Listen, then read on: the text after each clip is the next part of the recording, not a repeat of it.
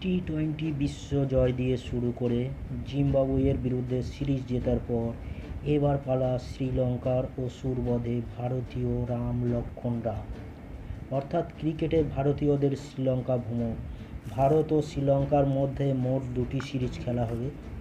প্রথমটি T twenty series, যেখানে 3টি ম্যাচ খেলা হবে, এবং দ্বিতীয় সিরিজটি ওয়ানডে অর্থাৎ একদিবসীয় ম্যাচ, এখানেও 3টি ম্যাচ খেলা হবে।